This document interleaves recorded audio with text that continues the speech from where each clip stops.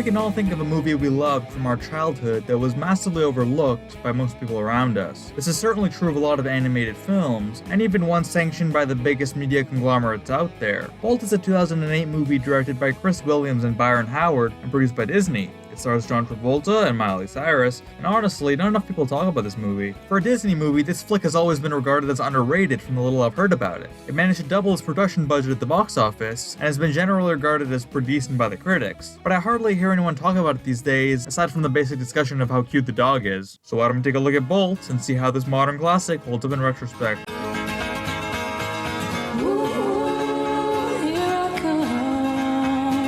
The movie starts with the classic Disney logo. Doesn't that just fill you up with nostalgia? We start with the girl, Penny, adopting the doggo, Bolt, from the pet store. The relationship between Bolt and Penny really keeps this movie together, and I actually think they have fantastic chemistry through everything we see on screen. We quickly transition to some action scenes involving Bolt, as a superpowered dog with laser vision, trying to protect Penny from these evil henchmen who work for the Green-Eyed Man. I will say, these action scenes are shot very well, totally immersed in the action. At first it seems like this is the main plot, but afterward we see that it's just a TV show these two star in, and Bolt is just a regular dog who's just a bit delusional about his situation, and actually thinks he's a superpowered dog set out to protect Penny. The show's set is specifically designed in a way to shoot discreetly, so as to not inform Bolt of their true intentions, while they choreograph everything he does and orchestrate the actors around him as real people. Kinda like Truman Show meets Marmaduke. I mean, we even got a Matrix reference in here. Any luck getting our guest to spill his guts? We meet Penny's agent, who's probably my favorite character in this whole movie. He's got some phenomenal moments. He's this skinny Neil Patrick Harris looking guy who always has this line about putting a pin in it when he wants to tell Penny what to do. I love every second this guy has on screen. Wait, is he actually voiced by Neil Patrick Harris? Nope.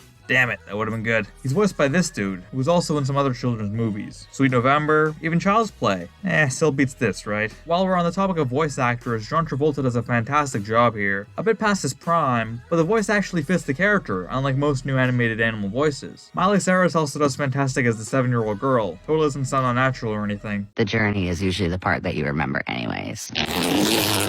My favorite was obviously Randy Savage playing the role of the thug. You know that I'm the cream of the crop. I have no clue who he is or where this thug came in, but I respect it. Dogs. Cats.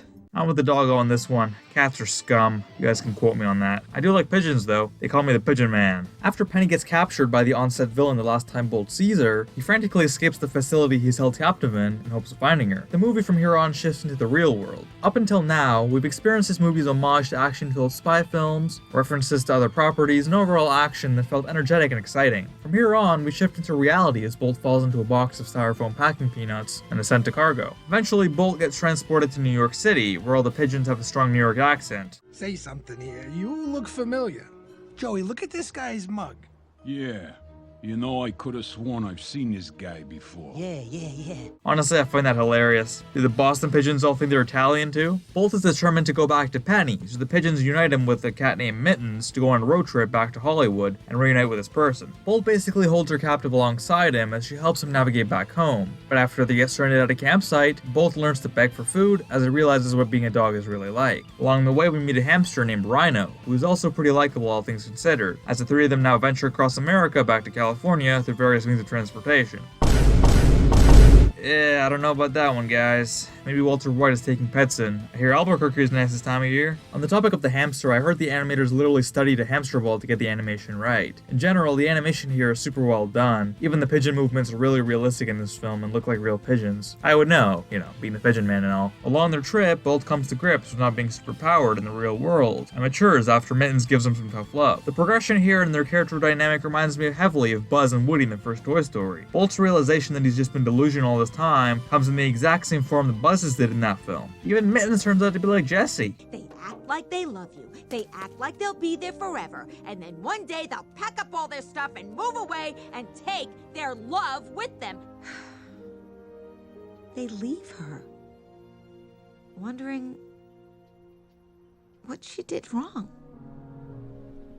When somebody loved me, everything was Did every character eat out of Toy Story's bowl? Now hold on, if Rhino had an owner that left him in the field to die, you better tell me now. I swear to God, if the agent's gonna be Stinky Pete, I'm walking. Destiny?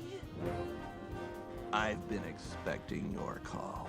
I love this hamster. Why didn't they give him his own spin-off? You get the best of both worlds.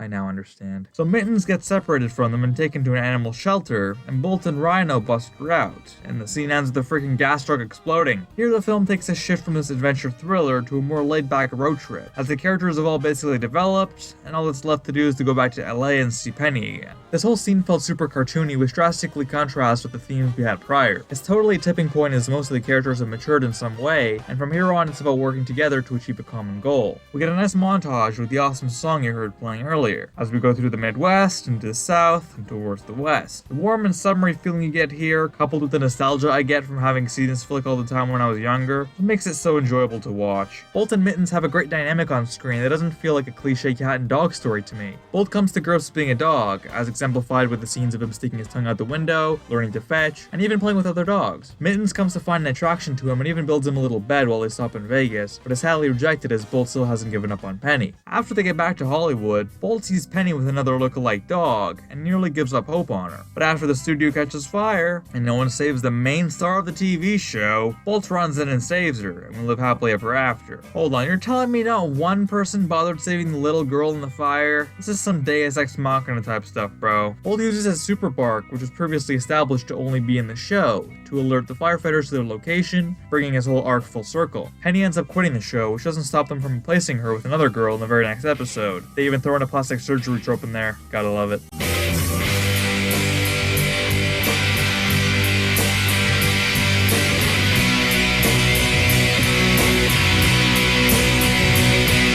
All in all, Bolt does a great job telling its story and delivering on some nice themes and a wholesome vibe. Compared to Disney's catalog of films today, it absolutely smashes competition, as I also discussed in my Downfall of Pixar video that you should definitely check out. Modern animated films in this style are rare to find nowadays. Even compared to other Disney CG films around this time, like Meet the Robinsons or Chicken Little, this movie does a much better job in telling a story. But what do you think? Is this movie actually good, or am I just biased from nostalgia? You appreciate the anti-cat prejudice in this film as much as I do? Or are you a cat-loving cretin? Leave all your thoughts in the comments down below, and be sure to like and subscribe for more. All the socials are below for you to follow. And with all that said, I'll see you beautiful ladies and jellyfish in the next one.